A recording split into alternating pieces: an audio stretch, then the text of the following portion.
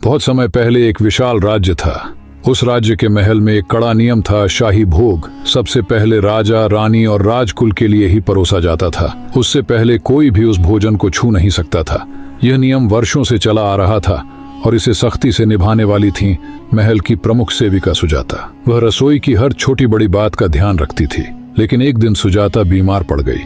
उसकी जगह रसोई में भेजी गई नई सेविका कावेरी, जो एक दूर गांव की सीधी सादी लड़की थी।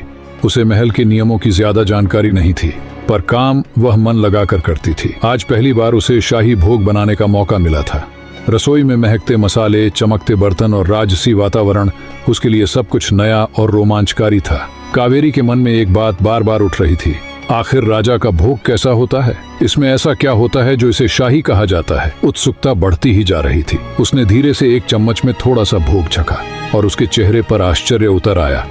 अरे, सच में स्वाद तो बिल्कुल अलग है, दिव्य जैसा। वह दूसरी बार छकने ही वाली थी कि अचानक रसोई का पर्दा हटकर खुला। रानी माँ अंदर आ चुकी थीं।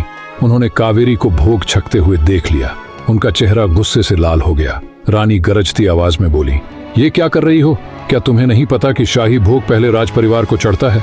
तुमने यह पवित्र नियम कैसे तोड़ दिया? कावेरी डर के मारे कांप गई। उसने सिर झुकाया और जल्दी से बोली, महारानी माँ, मुझे सच में यह नियम मालूम नहीं था। मैंने सोचा कि भोग अच्छा बना है या नहीं, यह देखने के लिए थोड़ा सा छक लूं। रानी खड़े स्वर में बोली, यह साधारण गलती नहीं है, यह तो राज परंपरा का उल्लंघन है। कुछ क्षण रानी शांत रहीं। तभी कावेरी ने हिम्मत करके धीरे से कहा, महारानी माँ, यदि मेरी बात से बुरा लगे तो क्षमा कीजिए, पर मैं एक बात कहना चाहती हूँ। रानी ने आश्चर्य से उसकी ओर देखा। कावेरी बोली, हम सेविकाएं तो डर के कारण कभी भोग नहीं छकते, पर क्या आपने कभी यह सोचा है कि जो भोजन रोज राजा और राजकुल ग्रहण करते हैं वह सुरक्षित है या नहीं? रानी की भौहें सिकुड़ गईं। कावेरी आगे बोली, यदि किसी दिन भोग में जहर मिला दिया जाए तो सबसे पहले अनिष्ट तो राज परिवार का ही होगा, हम लोगों का नहीं। यह सुनकर रानी बिल्कुल शांत हो गईं। उनके मन में एक झटका सा लगा, जैसे किसी ने सच का दीपक जला दिया हो। उस रात रानी ने राजा से पूरी बात बताई। राजा ने गंभीरता से सुना और कहा, कावेरी ने हमारी आंखें खोल दी। भोग का परीक्षण होना बेहद जरूरी है। सिर्फ परंपरा के भरोसे सुरक्षा नहीं चलती। अगले दिन आदेश जारी हुआ, अब शाही भोग पहले एक विशेष परीक्षक, स्वाद परखने वाले द्वारा छका जाएगा और तभी भगवान और राज परिवार को परोसा जाएगा।